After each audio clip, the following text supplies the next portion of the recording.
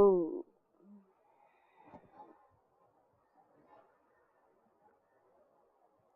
पद्मंजरीकार महाभाष्यकार के द्वारा निरूपित व्याकरण प्रयोजनों का वर्णन कर रही हैं। साक्षात प्रयोजन हुआ अथ शब्दानुशासनम, और इसी को विस्तार देते हुए सर्वप्रथम प्रयोजन बताया रक्षार्थम वेदानाम अध्येयम व्याकरणम, वेद रक्षापि प्रयोजनम व्याकरणस्य, वेद की रक्षा करना ये भी व्याकरण का प्रयोजन है। देव सिद्धि जी कैसे समझे इसको? वेद की रक्षा भी व्याकरण का प्रयोजन है। कैसे वेद की रक्षा होगी व्याकरण से?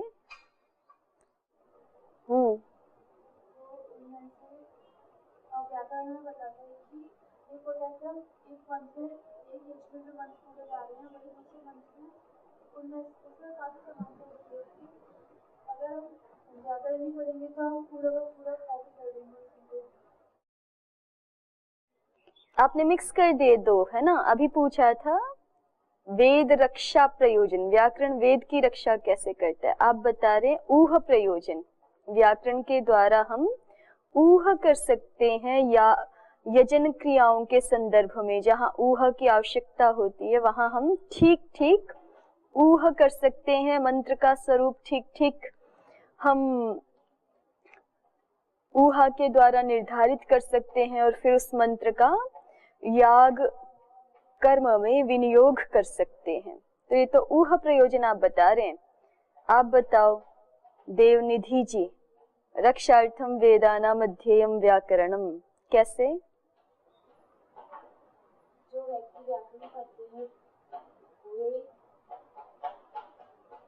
जो लोक में प्रयोग होता है उसको भी जानते हैं और जो वेद में प्रयोग किया गया है उसको भी जानते हैं। यदि वो व्याकरण नहीं पढ़ते तो जो हम लोक में प्रयोग कर रहे हैं उनको पता नहीं चलेगा कि वेद में भी ऐसा प्रयोग है और वो वेद में इससे भिन्न प्रयोग है। वेद में यदि उसी अर्थ में भिन्न प्रयोग हो रहा है, कोई लोप विशेष हो रहा है, कोई आगम विशेष हो रहा है, तो वो हम नहीं जान पाएंगे ना। हमें लगेगा कि जैसे आप लोक में तो करोति बोलते हैं ना, लेकिन वेद में तो करति भी साधु है। अब आप क्रीम रूहिभ्यश्च छंदसी नहीं पढ़े होंगे तो आपको लगेगा म्रियते ही साधु है। वेद में कहीं मरति देखेंगे तो आप उसको गलत ठहराएंगे, है ना? लेकिन अगर आपने क्रीम रूहिभ्यश्च छंदसी जाना है तो आप समझ जाएंगे कि मरति प्रयोग भी ठीक है। ठीक है? या लुंग का प्रयोग वहां पे अकरत आदि दिए हैं तो वो ठीक है। अकरत, अमरत आदि प्रयोग हैं। तो इस तरह से जो भी भिन्न प्रयोग हैं वेद के, यहाँ पे व्याकरण विषय में आगम जो शास्त्र है, वैदिक जो प्रयोग हैं, उनके लिए बहुत प्रकार के छंद में अलग से नियम विधान किए गए हैं ना। तो व्याकरण पढ़ने वाला तो उनको जानता है और जो व्याकरण नहीं पढ़ता वो उनको नहीं जानता। ठीक है? तो इसलिए जब हम ऐसी संभावना ना कर लें केवल लौकिक शब्दों को, इसमें एक शब्द पढ़ा था ना इन्होंने कि जो केवल लोक व्यवहार से भाषा को जानते हैं वो प्रयोग एक शरण होते हैं। क्योंकि लोक प्रयोग से उन्होंने शब्दों को जाना है तो वो उन्हीं का साधुत्व समझते हैं। लेकिन जब हम व्याकरण शास्त्र का ज्ञान कर लेते हैं तो प्रयोग तो हम जानते ही हैं क्योंकि वो हमारी भाषा है। उस समय की बात हो रही है जब इन शास्त्रों की रचना हुई। लेकिन हम शास्त्र के माध्यम से लक्षणों को भी जानते हैं। ठीक है? और लक्षण में जैसे लोक भाषा के लिए भिन्न कार्यों का विधान है, वैसे ही वैदिक शब्दों के लिए भी भिन्न कार्यों का विधान है, उनको हम जान लेते हैं। अब आप भाष्य देखेंगे, यहाँ पे तो आपको बस इतना कह दिया ना, लोप आगम वर्ण विकाराः, इसके उदाहरण नहीं दिखाए यहाँ पर। जब आप भाष्य देखेंगे तो एक एक के अलग अलग उदाहरण दिखाएंगे कि कैसे वेद में अलग प्रयोग हो जाता है, लोप का अलग, आगम अलग, वर्ण विकार अलग, वो सारे उदाहरण आप देखेंगे वहां पर। ठीक है? लेकिन यहाँ सिद्धांततः समझने की बात है तो इतना तो हमें समझ आ रहा है कि वैदिक शब्द कहीं कहीं लौकिक शब्दों से भिन्न हो जाते हैं। तो अगर केवल लौकिक शब्दों को हम जानते होंगे तो उनके आधार पर हम वैदिक शब्दों में प्रमाद जन्य त्रुटि की संभावना ना कर ले।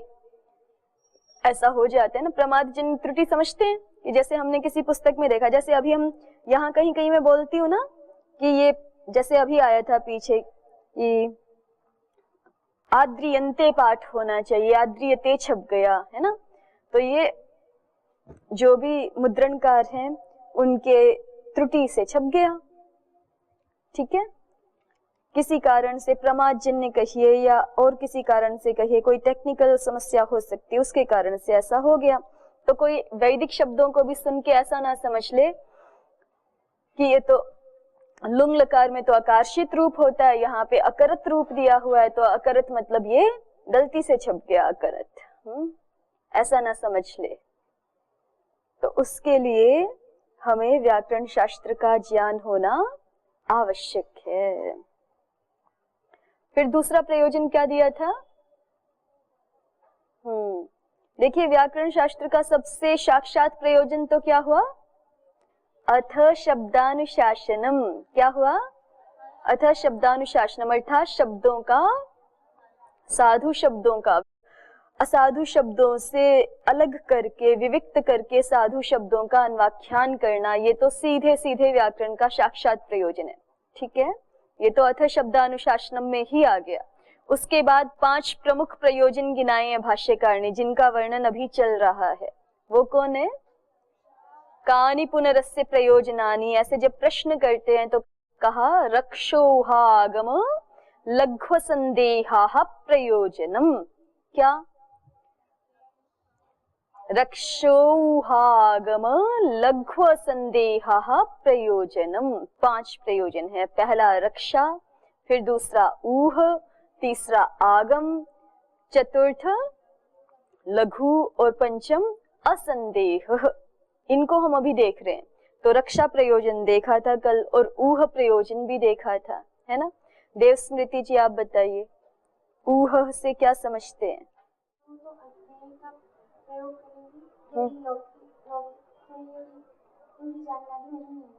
तो अगर सूर्य की अगर करेंगे तो वहाँ पे सूर्य ऐसा कुछ बोलने लग जाएंगे, बोलते भी हैं लोग, है ना। शिवाय नमः तो माताय नमः ऐसे बोल देते हैं कहीं बोलना हो तो। जब नहीं जानते होते भाषा प्रयोगों को तो गलत कर देते हैं। तो इन्होंने इस विषय को थोड़ा विस्तार से बताया था कि यागों में ऊह की आवश्यकता कहाँ पड़ती है, उस बिंदु को लेते हुए विस्तार किया था कि यागों में ऊह की आवश्यकता हमें वहां पड़ जाती है जहाँ पे विकृति याग होते हैं, है ना। क्योंकि प्रकृति याग में तो सारे अंगों का सुस्पष्ट वर्णन है, लेकिन विकृति यागों में निर्देश किया जाता है कि प्रकृति जैसे कर लो, इस देवता के लिए हवि प्रदान करनी है तो जैसा प्रकृति में अग्नि के लिए किया था वैसा यहाँ सूर्य के लिए कर लो। ठीक है, तो अब हमें पता होना चाहिए कि सूर्य के लिए कैसे ऊह की जाएगी। बहुत सारे उदाहरण दिए थे, जैसे देवी रापह शुद्धास्थः, ऐसा आपह विषय में तो प्रकृति याग में ही वर्णन आ गया। अब यही इसी मंत्र को हमें प्रयोग करना है आज्य के लिए। तो आज्य के लिए देवाज्यम, देवाज्यम शुद्धम मसी ऐसा होगा। अब ये बिल्कुल नहीं कर सकता जो व्यक्ति नहीं जानता, है ना। जो व्यक्ति व्याकरण शास्त्र से परिचित नहीं है वो इसको बिल्कुल भी नहीं कर पाएगा। पुरोडाश का उदाहरण दिया था, माँ भेरमा संविक्था।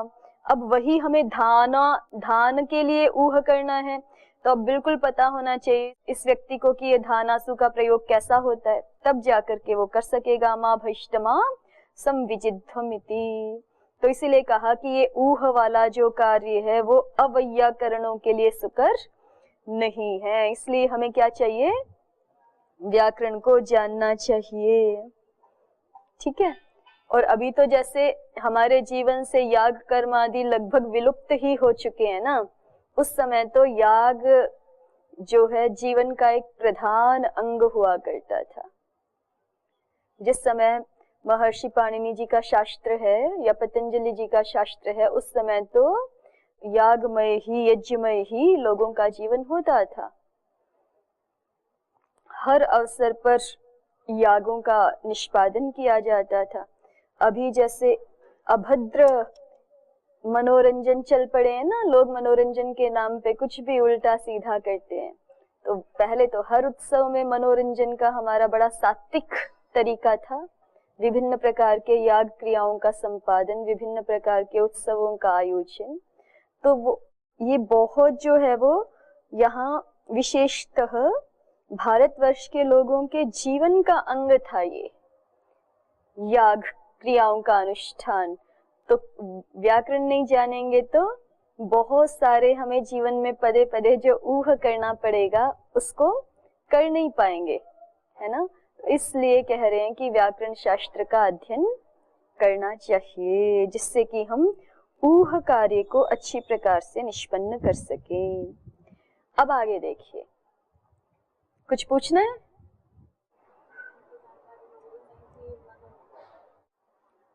उसके लिए कोई उपाय नहीं है, वो दूसरों का अभी तो पीछे पढ़ के आए ना कि यज्ञ कर्म में अधिकारी नहीं होता जो व्यक्ति आर्तवीजीन नहीं होता।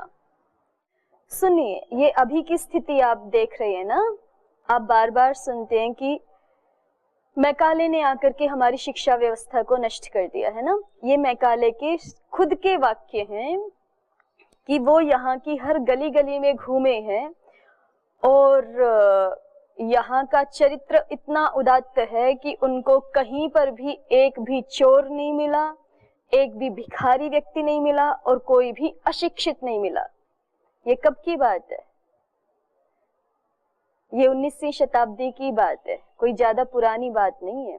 जबकि मुगलों के काल में इतना ह्रास हो चुका था, फिर भी कह रहे हैं कि यहाँ पे एक भी, हम कहते तो चलो एक अलग बात होती, हमारे ही देश के कोई व्यक्ति, वो मैकाले के खुद के ही वाक्य हैं कि हम इस राष्ट्र पे बहुत अधिक देर तक शासन नहीं कर सकते क्योंकि यहाँ का जो चरित्र है ये इतना अभी सुदृढ़ है, इतना उदात्त है कि एक व्यक्ति भिखारी नहीं है, एक व्यक्ति चोर नहीं है और एक भी व्यक्ति अशिक्षित नहीं है। आप समझिए कि ये तो कितने, मतलब जब ये ग्रंथ जिनको हम पढ़ रहे हैं अभी, पाणिनि जी के शास्त्र को या पतंजलि जी के, उसके 5000 साल पुरानी बात है। तो 5000 साल पहले तो और जो है यहाँ के लोग कितने ज्यादा सभ्य, शिष्ट और संपन्न रहते होंगे।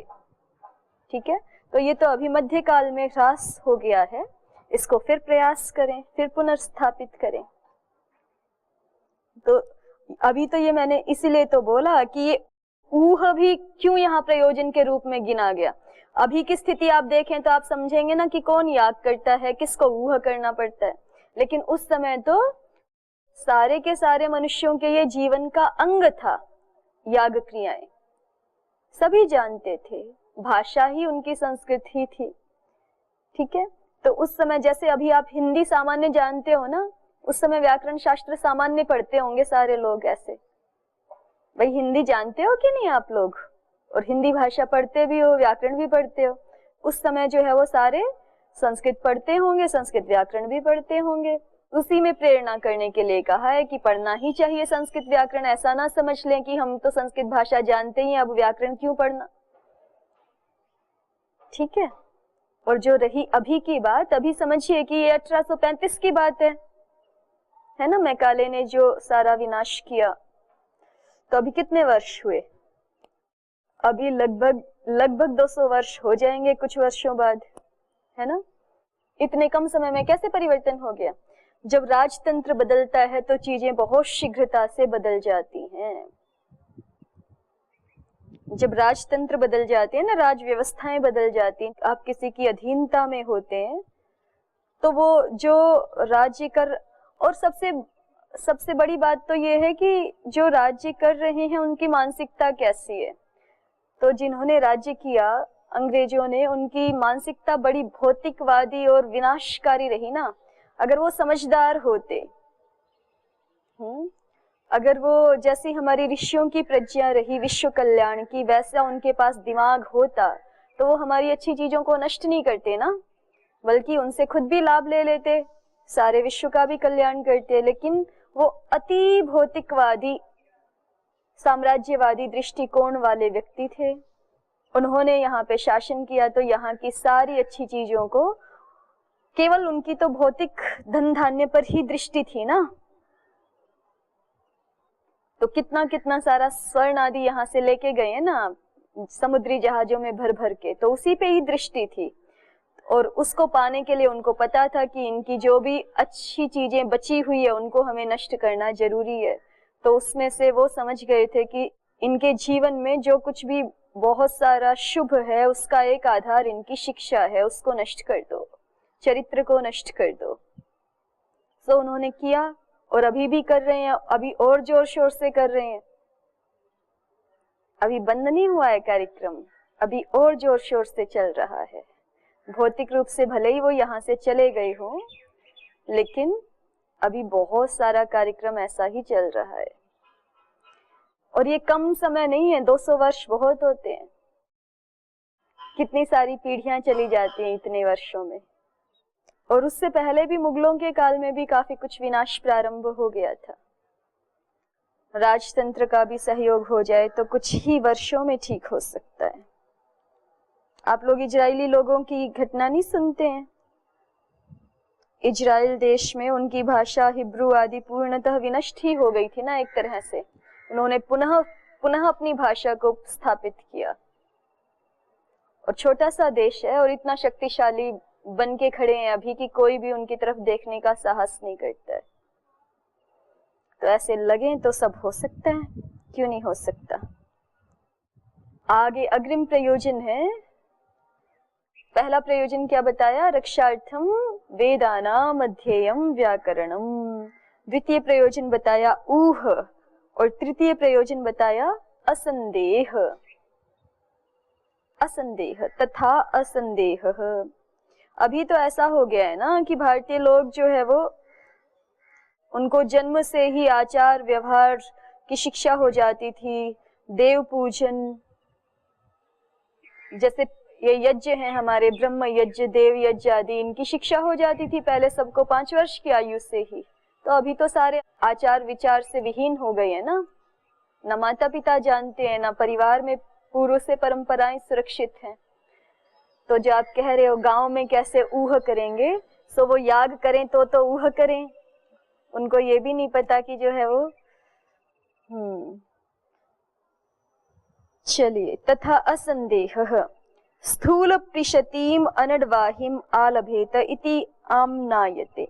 अब ये असंदेह का भी उदाहरण दे रहे हैं। इसको विस्तृत रूप में ऐसा समझिए, जब शास्त्रों का स्वाध्याय या पारायण हम कभी करते हैं और वहां पे हमें किसी वाक्यार्थ में संदेह हो जाए, ठीक है, वहां पे हमें किसी वाक्यार्थ में संदेह हो अगर, वैसे तो यहाँ पे तो मतलब महाभाष्यकार और उनके जो टीकाकार हैं कैयट आदि, वो तो कहेंगे वैयाकरणों को संदेह ही नहीं होता, वैयाकरणों से भिन्न को संदेह होगा। एक ही वाक्य में कई प्रकार का समास या कई प्रकार का स्वर आदि भिन्न भिन्न हो जाने से अर्थ में संदेह हो सकता है ना, यदि व्याकरण को नहीं जानते हैं तो।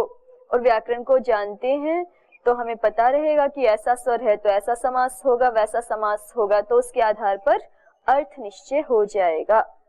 ठीक है, तो असंदेह की स्थिति में हम बने रहें। शास्त्र के वाक्यार्थों के संदर्भ में हमें संदेह ना हो, इसके लिए क्या आवश्यक है? व्याकरण का ज्ञान आवश्यक है। ठीक है ना। हमारी परंपरा में सारा जो ज्ञान विज्ञान है वो प्रायः करके संस्कृत भाषा के ग्रंथों में ही निबद्ध है। ट्रांसलेशन पढ़ के हम कुछ जानना चाहें ऊपर ऊपर से, तो फिर वो ऊपर ऊपर से ही जान सकते हैं ना, वो हम भाषा के अंतस्थल में तो प्रवेश नहीं कर सकते। जो मंत्रात्मक स्वरूप है, शब्द स्वरूप है, उनको हम नहीं ठीक ठीक उनका आनंद ले सकते जब तक हम उसी भाषा को नहीं जानते हैं। ट्रांसलेशन तो ट्रांसलेशन ही होता है। ठीक है, तो इसलिए भाषा को जानना आवश्यक है। और बिना भाषा को जाने अगर हम थोड़ी बहुत भाषा को जान करके, सामान्य भाषा को जान करके शास्त्रों का अध्ययन करने लग जाएंगे तो वहां पदे पदे हम संदेह में फंस जाएंगे फिर कि इसका ये अर्थ होना चाहिए, कि इसका ऐसा अर्थ होना चाहिए। तो असंदेह की स्थिति बनी रहे इसके लिए व्याकरण का ज्ञान अनिवार्य है। इसीलिए तो व्याकरण को वेदांग में मुख्य रूप कहा गया ना। और वेदांग क्या है? वेद का उपकारक है, वेद के अर्थ ज्ञान में सहायक है सारे के सारे वेदांग। और उनमें भी, वेदांग में भी व्याकरण को मुख्य स्थान दिया गया है। महर्षि पतंजलि जी का स्पष्ट वाक्य है, षट्सु चांगेषु प्रधानम व्याकरणम। अभी पढ़ेंगे हम भाष्य में, तब देखिएगा। तो असंदेह को पहले हमने स्थूल रूप से समझ लिया कि असंदेह को कहाँ दिखाना चाहते हैं शास्त्रों में। एक उदाहरण के माध्यम से अब समझते हैं। स्थूल पृषतीम अनड्वाहीम आलभेत इति आम्नायते। कह रहे हैं कि शास्त्र में ऐसा बोला गया है किसी याग के संदर्भ में ही कि स्थूल पृषति अनड्वाही का आलभन करें, स्पर्श करें। कोई याग क्रिया है, उसमें कुछ पशुओं को पवित्र करके फिर उनके भी स्पर्श का विधान है, ठीक है। तो क्या कहा यहाँ पे? अनड्वाही का स्पर्श करें, ठीक है। कैसी अनड्वाही का स्पर्श करें? स्थूल पृषतीम अनड्वाहीम, स्थूल पृषति अनड्वाही का स्पर्श करें। तो तत्र संदेह, अब कहते हैं कि उसमें संदेह हो गया। स्थूल पृषतीम शब्द पढ़ा है ना, इसका अर्थ करने में संदेह हो गया। क्या संदेह हुआ? किम स्थूला पृषति स्थूल पृषति, कि ये समास कर्मधारय समास है क्या? स्थूला पृषति स्थूल पृषति। स्थूला पृषति का मतलब क्या होगा भाई? ऐसी गायें जो मोटी हो, पुष्ट हो, स्थूला हो, और पृषति जिसके शरीर पे ऐसे बड़े बड़े धब्बे हो अलग रंग के, जैसे काली गाय पे सफेद होते हैं या सफेद गाय पे थोड़े लाल लाल या काले काले होते हैं, रंग बिरंगी होते हैं ना। तो स्थूला पृषति, वो गायें स्थूल भी होनी चाहिए और पृषति धब्बों वाली होनी चाहिए, ठीक है। ये एक अर्थ हुआ। आहोस्वित या फिर दूसरा बहुव्रीहि समास भी हो सकता है, तब अर्थ बदल जाएगा। क्या? स्थूलानि पृषन्ति यस्याः सा स्थूल पृषति इति, ठीक है। अब स्थूल जो है वो गाय के साथ संबद्ध नहीं है कि गाय जो है मोटी होनी चाहिए। स्थूल किसके साथ संबद्ध हो गया? पृषत के साथ, कि वो जो उसके गाय पे जो धब्बे बने हुए हैं वो बड़े बड़े होने चाहिए। स्थूला पृषन्ति यस्याः सा स्थूल पृषति। अर्थभेद हो गया ना। कर्मधारय कह रहे थे तो गाय मोटी होनी चाहिए और चितकबरी होनी चाहिए, और अभी जब दूसरा अर्थ कर दिया तो स्थूलानि पृषन्ति यस्याः सा स्थूल पृषति।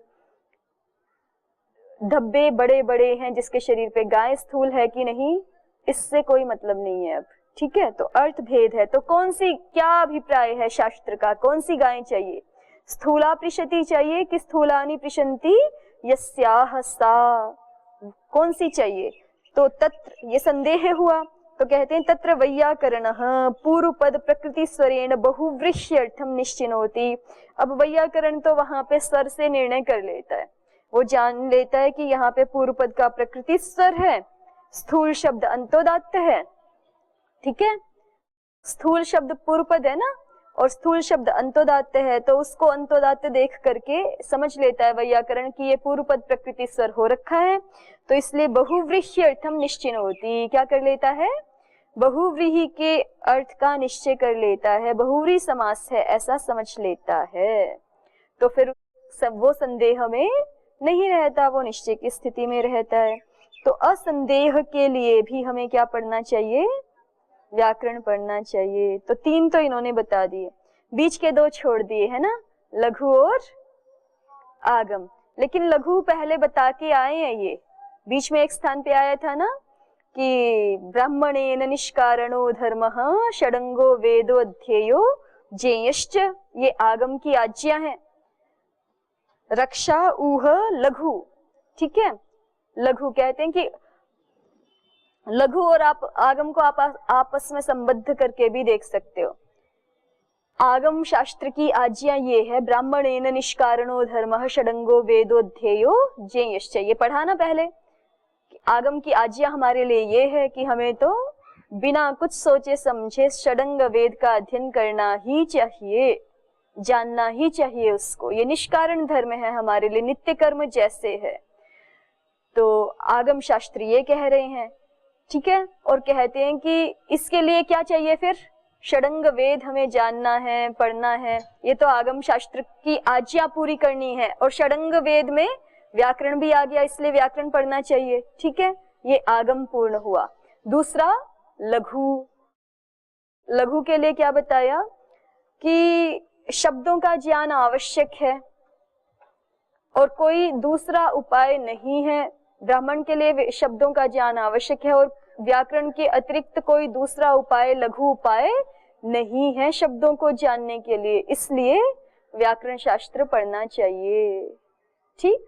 और महाभाष्य में इसको और भी विस्तार से हम देखेंगे, ये पहले कह चुके हैं इसलिए संभवतः इन्होंने अब दोबारा नहीं दोहराया।